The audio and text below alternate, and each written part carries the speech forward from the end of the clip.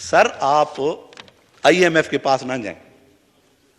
آپ ہمارا جو آسودہ حال لوگ ہیں نا ان کے گھروں کی تلاشی لیں, ان کے بینک لاکرز کی تلاشی لیں. اربوں ڈالر ان کے گھروں میں پڑے ہوں گے, بریف کیسز بیڈز کے نیچے ان کے لاکرز میں پڑے ہوں گے. تو تک کھیلیں کھلن جوگا میں رواں تا رو نہ سکدا. تو تک کھیلیں کھلن جوگا میں رواں تا رو نہ سکدا. دنیا رب دی تیرے حصے میرے حصے بھوک دے کسے. وہ تو بھوک جو غریب کو انصاف نہ دے سکتا. جناب اسپیکر, ہم پتہ نہیں کہاں سے چلے ہیں اور کہاں جا رہے ہیں. میں نے پہلے بھی کہا تھا, اس وقت اگر آپ کو اس ملک کو بحران سے نکالنا ہے تو خدا را ایگریکلچر کو فوکس کر لیں. ایگریکلچر کے علاوہ کوئی راستہ نہیں ہے ہمارا اس بحران سے نکلنے کا. اور اگر آپ ایگریکلچر کو فوکس کر لیں گے تو آپ کو کسی آئی ایم ایف کی ضرورت نہیں پڑے گی. لیکن ہم ہمیشہ کہتے ہیں کہ ایگریکلچر ہماری ریڑھ کی ہڈی ہے, اور اسی ریڑھ کی ہڈی میں ہم سوراخ کیے جا رہے ہیں, اس کو کمزور کیے جا رہے ہیں. سر انڈسٹریز میں ہم ہزاروں سال پیچھے ہیں ترقی یافتہ دنیا سے.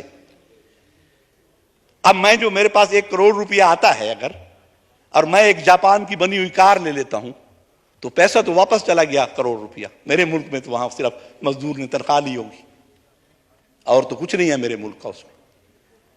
تو پھر آ کے کیوں ہم لگژری گاڑیوں کی امپورٹ پہ پابندی نہیں لگا سکتے؟ بند کریں گاڑیاں امپورٹ کرنی. ٹرانسپورٹ لائیں, آپ پبلک ٹرانسپورٹ کو سٹرونگ کریں. ہم پبلک ٹرانسپورٹ میں سفر کیوں نہیں کر سکتے؟ ایک ایک وزیر مشیر, ایک ایک بیوروکریٹ, ایک ایک جج کے گھر 10-10 گاڑیاں کھڑی ہیں. ان کا پیٹرول بھی گورنمنٹ دے رہی ہے. کیوں ہم ایک گاڑی نہیں دے سکتے؟ کیوں ہمارے جو رولنگ کلاس ہے, جو بیوروکریسی ہے, وزراء ہے, مجھے وہ ایک کنال کے گھر میں نہیں رہ سکتے؟ ایک کے گھروں میں رہ رہے ہیں سب لوگ. 10-10 100 ملازم ان کے گھروں میں کھڑا ہے. 100 بیگ اٹھانے کے لیے ایک ملازم ہے. میں باہر پڑھتا رہا ہوں, میں ڈرماٹالوجی میں یو کے میں, تو وہاں پروفیسر کا چپڑاسی نہیں تھا.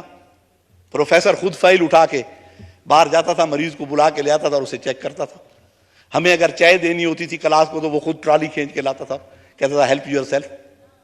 یہ نظام ہم کب لائیں گے سر؟ یہاں تو وہی جو انگریز آئے تھے, یہاں ہم ان کے غلام تھے.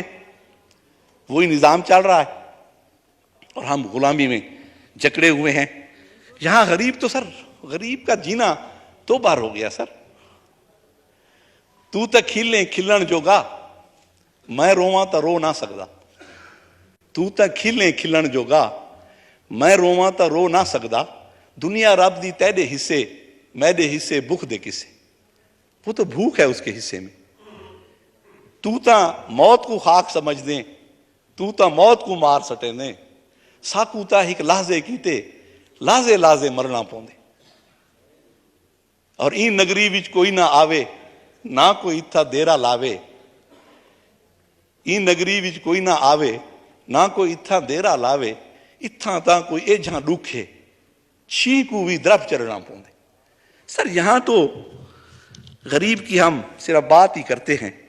سر آپ آئی ایم ایف کے پاس نہ جائیں. آپ ہمارا جو آسودہ حال لوگ ہیں نا ان کے گھروں کی تلاشی لیں, ان کے بینک لاکرز کی تلاشی لیں.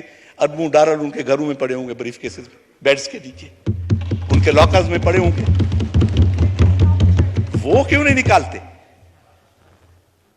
آئی ایم ایف کے پاس ہم جاتے ہیں, جو بھی اربوں کا پیکیج آتا ہے اس سے ارب پتی فائدہ اٹھاتے ہیں. سر غریب تک نہیں پہنچتی یہ مراحت. آپ اس پروسیجر کو جو غریب کی امداد کا ہے اتنا کمپلیکیٹڈ بنا دیتے ہیں, اتنا پیچیدہ بنا دیتے ہیں کہ وہ وہاں تک پہنچنا ہی مشکل ہے غریب تک. آئی ایم ایف ہے وہ ہم نے دیکھا ہے, جو فارماسیوٹیکل کمپنیز ہوتی ہیں نا, ان کا جو میڈیکل ریپ ہوتا ہے وہ کہتے ہیں تم نے ٹارگٹ 1 لاکھ کا پورا کرنا ہے. وہ جب 1 لاکھ کا پورا کرتا ہے تو وہ کہتے ہیں آپ 1.5 لاکھ کا ہے اگلے مہینے. تو آئی ایم ایف نے تو یہی کرنا ہے. یہ تو مقصد ہے کہ ہمیں خود سوچنا ہے. یہ شرط الفت بھی عجیب ہے محسن, یہ شرط الفت بھی عجیب ہے محسن. میں پورا اترتا ہوں وہ معیار بدل دیتے.